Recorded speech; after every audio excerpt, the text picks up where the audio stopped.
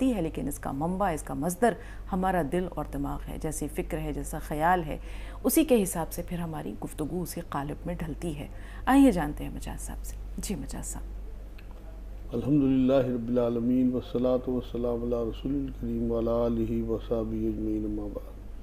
औज़ु बिल्लाहि मिनश शैतानिर रजीम, बिस्मिल्लाहिर रहमानिर रहीम। रब्बि इश्रह सदरी वयस्सिर ली अमरी वहलुल उक़दतम मिन लिसानी यफ़क़हू क़ौली। सुब्हान रब्बिका रब्बिल इज़्ज़ति अम्मा यसिफ़ून व सलामुन अलल मुरसलीन वल्हम्दुलिल्लाहि रब्बिल आलमीन।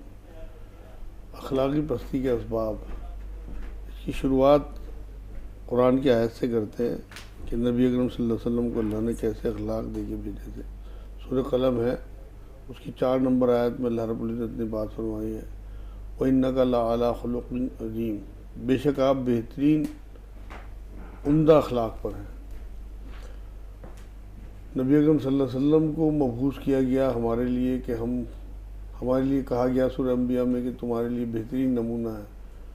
तो हम अगर अपने अखलाक चेक करें और नबी अकरम सल्लल्लाहु अलैहि वसल्लम जैसे अखलाक के साथ ज़िंदगी गुजारें तो वाकई ये माशरा जो है बिल्कुल ऐसा हो जाए कि किसी को किसी से कोई शिकायत ही ना हो। नबी अकरम सल्लल्लाहु अलैहि वसल्लम ने बात फरमाई एक बार कि तुम में बेहतरीन है वो लोग जिनके अखलाक अच्छे हैं, और ये भी फरमाया कि जिनके अखलाक नहीं अच्छे नहीं हैं वो हम में से नहीं है। ये नहीं फरमाया देखिए आप कि तुम में बेहतरीन है वो लोग जिनकी नमाज रोज़ा अच्छे हों, बल्कि ये फरमाया जिनके अखलाक अच्छे हों। एक और हदीस पाक में वो फरमाई नबी अकरम सल्लल्लाहु अलैहि वसल्लम कि मैं अखलाकी खूबियों को कमाल तक पहुँचाने के लिए भेजा गया हूँ। अब जिस उम्मत का नबी अखलाकी खूबियों को कमाल तक पहुँचाने के लिए आया हो, आज उस उम्मत का हाल देखिए आपके अखलाकी पस्ती में कितना बुरा हाल है कि जगह जगह आप देखेंगे लोग गालियाँ बक रहे हैं, लड़ाइयाँ लड़ रहे हैं, एक दूसरे को कत्ल व गारत में मुब्तला है। इतनी तकलीफ़ होती है देख के कि कैसे नबी थे सल्लल्लाहु अलैहि वसल्लम और हम कैसे उम्मती हैं।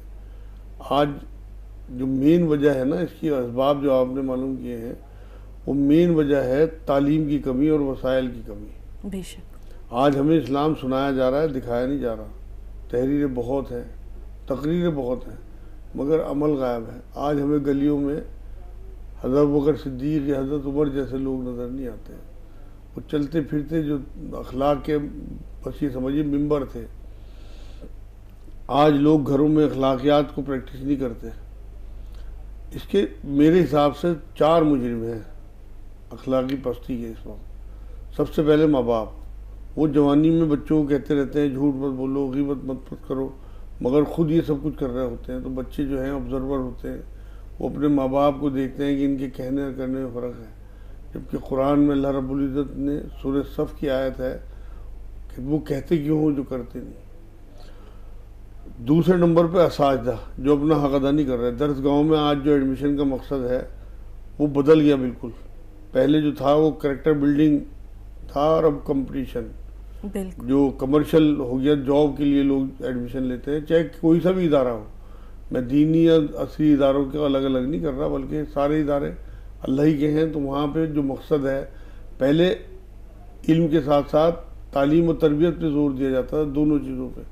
आज सिर्फ तालीम वो भी इसलिए कि डिग्री हाथ में आ जाए, कोई अच्छी जॉब मिल जाए, और रेड कारपेट जो कहलाता है लग्जरी लाइफ, उसमें लोग जो हैं उधर की तरफ बहुत ज़्यादा ध्यान देने लगे। सब कमर्शियलाइज हो गया, असल में मादियत आ गई बहुत ज़्यादा लोगों में। तो इस वजह से बहुत अखलाकी पस्ती आई है। तीसरे नंबर पे छोटी मस्जिदों के जो इमाम हैं उनका लोगों के सामने अखलाकियात पेश ना करना, ये भी बहुत बड़ा मामला है। इन्हें मालूमात ही नहीं होती तो लोग गंदे कपड़ों में मस्जिदों में पहुंचते हैं, बलगम निकालते हैं, खांसियाँ करते हैं। इन्हें पता ही नहीं है कि अखलाकी पस्ती में आता है। और ये मस्जिद जो है अल्लाह का घर है, यहाँ इनका प्रोटोकॉल क्या है, यहाँ हमें किस तरह ज़िंदगी गुजारनी चाहिए। अव्वल तो मोमिन की तो शान ये है कि वो इस दुनिया में जिस तरह से रहे कि लोगों को, हमें लोगों के लिए बर्पा किया गया है इस उम्मत को। कुरान में अल्लाह ने कहा है कि तुम उम्मत वसत हो, बीच की उम्मत, यानी कि हम लोगों के लिए एक ब्रिज की हैसियत रखते हैं अल्लाह लोगों के लिए, कि लोग हमें देख के अल्लाह की तरफ माइल हों, जैसे हमारे नबी का मामला था। और चौथे सोसाइटी, यानी इस्लामी माशरे में अखलाकी अच्छाइयों को रिवाज न देना। कोई सोसाइटी इस पर गौर नहीं कर रही। पहले जो है वो बुराई देख के लोग जो है मना करते थे, और बच्चे जो डर जाते थे किसी बुजुर्ग का आता देख के। आज यकीन करें आप, इतनी तकलीफ होती है देख के कि बुज़ुर्ग या औरतें खड़ी रहती हैं बसों में, ट्रेनों में, और जवान बच्चे बैठे रहते हैं, कोई नहीं कहता कि आप बैठ जाइए कहीं भी। ये पहले जो मामले थे बिल्कुल बदल चुके। पहले हम कहीं से कहीं कोई ऐसा काम कर रहे होते थे, मान लो बचपन में कहीं ताश खेल रहे, गोली खेल रहे, कोई इस तरह का कोई हरकत खेल रहे या क्रिकेट ही खेल रहे, उधर से कोई बुज़ुर्ग आ गया तो हम रुक जाया करते थे या छुप जाया करते थे, कहीं हमें डांट ना दे।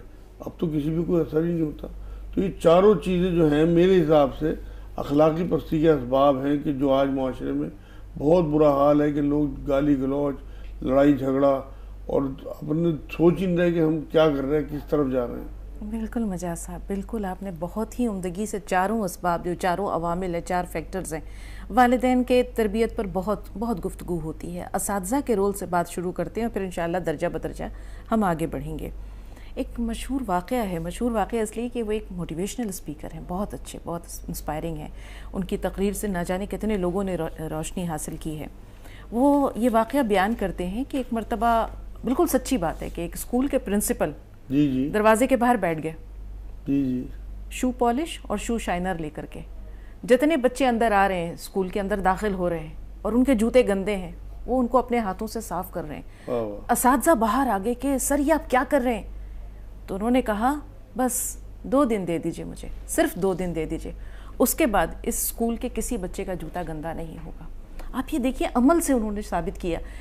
अपने अपने अपने लेवल से, अपनी सतह से थोड़ा नीचे आना पड़ेगा अगर हमें समाज को, अपने ज़माने को, लोगों की सोच को बदलना है, मुतासर करना है, इन्फ्लुएंस डालना है उन पर, तो अपनी सतह से थोड़ा तो नीचे आना पड़ेगा। आप ये देखिए, मस्जिद नबवी में एक शख्स ने पेशाब कर दिया, तमाम सहाबा जो है वो दौड़े उस पर मारने के लिए, कि अरे तूने ये क्या कर दिया?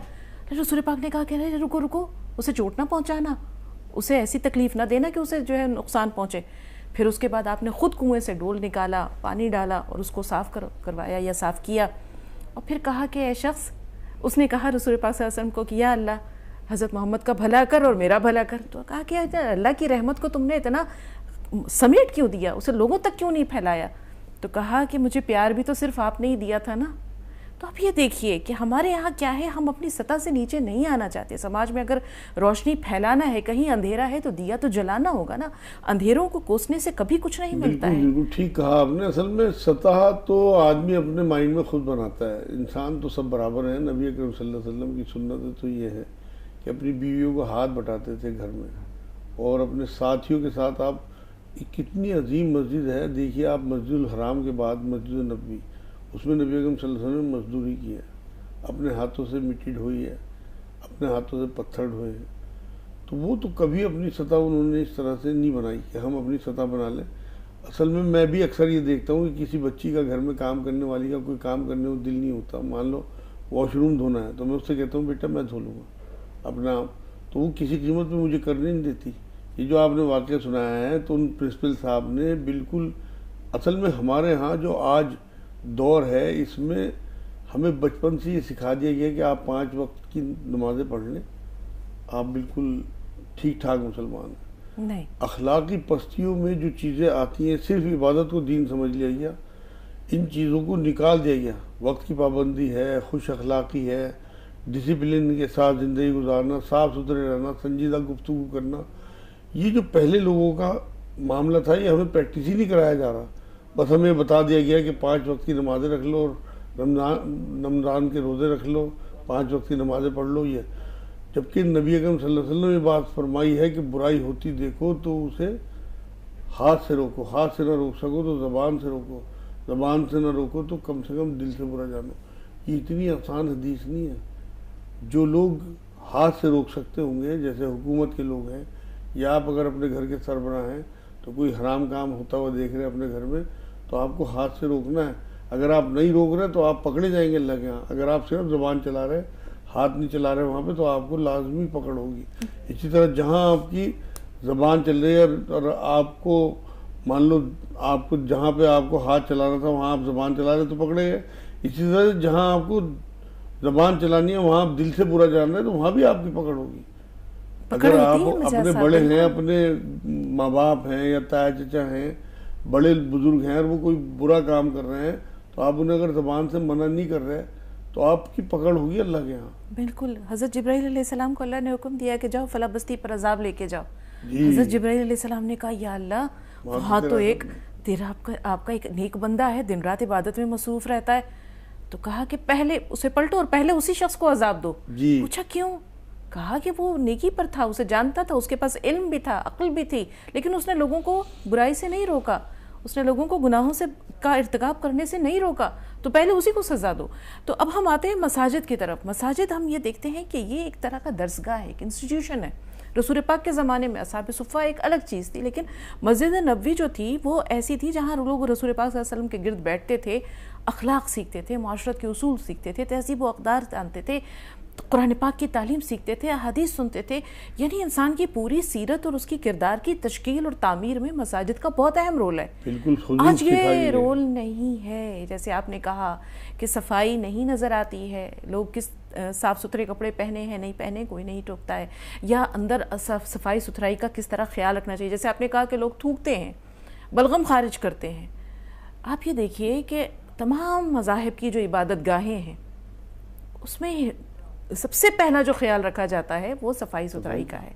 लेकिन हमारे यहाँ बेशतर ऐसी छोटी छोटी सी हम देखते हैं कि कमज़ोरियाँ या खामियाँ, पानी बिखरा हुआ है, कीचड़ फैला हुआ है, तो उस तरफ लोगों को क्यों नहीं टोकते हैं, क्यों नहीं असल में टोकते हैं? वसाइल की भी कमी है और जहालत भी है। लोग दूसरों को देख के तरबियत लेनी चाहिए, मतलब सोचना चाहिए कि हमें क्या क्या बदलाव अपने करने चाहिए, इस तरफ ध्यान नहीं है उम्मत का। असल में जो बचपन से सिखा दिया गया ना कि 5 वक्त की नमाज़ें पढ़ लो बस तुम बख्शे जाओगे, असल बात यह है कि दीन तो 24 घंटे हम वक्त हम तन 24 घंटे 7 दिन का नाम है। कुरान में अल्लाह ने कहा है कि मैंने इंसान और जिन को बंदगी के लिए पैदा किया। नमाज रोज़ा तो उस बंदगी का एक हिस्सा भर है।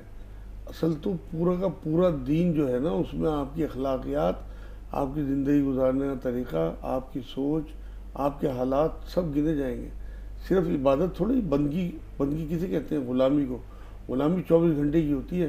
कोई 2-4 घंटे, मान लो किसी ने अगर 5 वक्त की नमाज़ें पढ़ भी ली, उसमें 1-1.5 घंटा सर्व कर भी दिया, तो ये तो बहुत थोड़ा सा टाइम है। बंदगी तो 24 घंटे की है। हम वक्त हम तन आपको अपने आप को ग़ुलाम समझना है अल्लाह का। एक सवाल और है, 2 कॉलर्स हैं लेकिन एक सवाल है। मजाज साहब कहते हैं कि जब तुम्हारे लिए किसी की आंखों में आंसू आए, तुम्हारे लिए किसी की आंखों में आंसू आए, तुम्हारी वजह से किसी की आंखों में आंसू ना आए, जी, ये हमने क्यों भुला दिया? असल में बात यह नबी की तालीमात से दूर होना। नबी जब ये फरमा के गए हैं कि माफ़ करने वाले ही माफ़ किए जाएंगे, आज हम देखते हैं कि हमारे घरों में बिल्कुल भी किसी के दिल में एक दूसरे के लिए मतलब जो एक वो होना चाहिए ना, मोहब्बत और उनसियत, वो ख़त्म होती गई, बर्दाश्त ही ख़त्म हो गई।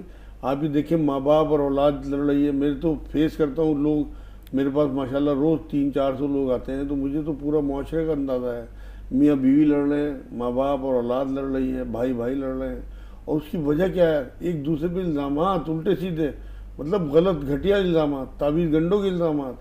आप ये देखिए, खून के रिश्ते एक दूसरे पे जब इल्ज़ाम लगाएंगे तो मुआशरा किस पस्ती में पहुँच गया होगा, अंदाज़ा भी नहीं लगाया जा सकता। लेकिन हमें अभी भी पुरुम्मीद रहना चाहिए और नबी अकरम सल्लल्लाहु अलैहि वसल्लम की सीरत को पढ़ना चाहिए, कुरान को तर्जुमे से पढ़ना शुरू करना चाहिए। इंशाअल्लाह तब्दीली आएंगी। जो नबी हमें अखलाक सिखा के गए हैं, उनकी सीरत पढ़ने से वो अखलाक हमारे करैक्टर में, लेकिन हमें थोड़ा सा मुराकबा करना पड़ेगा, अपने आप को टाइम देना पड़ेगा कि हम कहाँ खड़े हैं और हमारी आने वाली ज़िंदगी जो है वो किस तरह से गुजरेगी अगर हमारे खिलाफ खुदा न खास्ता फैसला हो गया। क्योंकि तो 60-70 साल की ज़िंदगी है, इसके बाद करोड़ों अरबों खरबों साल की ना ख़त्म होने वाली ज़िंदगी आने वाली है। तो मेरे बहन भाइयों, अपने अखलाक को सीधा करें। नबी ये फरमा के गए हैं कि वो हम में से नहीं जिसका अखलाक अच्छा नहीं। तो हम अगर नबी की उम्मत में ना गिने गए, खुदा ना खास्ता अल्लाह ना करे, तो हमारा क्या बनेगा आप अंदाज़ा लगाइए। बिल्कुल मुजाहिद साहब, बिल्कुल सही कहा। माफ़ कर देने से बड़ी बात कुछ हो ही नहीं सकती। शब व रोज़ हम पर ऐसी बातें गुजरती हैं, गुस्सा बहुत आता है, नाराज़गी बहुत होती है, लेकिन पी जाने के बाद, माफ़ कर देने के बाद जो दिल को सुकून मिलता है उसका अंदाज़ा नहीं लगाया जा सकता। ये वही जानता है जिस पर बीती हो। हाँ, असल जिस में पर तो बीती हमें हो। और चीज़ों पे भी ध्यान देना पड़ेगा। थोड़ी सी अपनी कमाई पे ध्यान दें, अपने खर्चों पे ध्यान दें, अखलाकी पस्ती में सारी चीज़, क्योंकि आज लालच ने, जहेज ने अखलाकी पस्तियों को इतना ज़्यादा खराब मामला ख़राब हो गया अखलाक का कि लोगों की समझ में नहीं आ रही बात। बिल्कुल मुजाहिद साहब, आपसे बात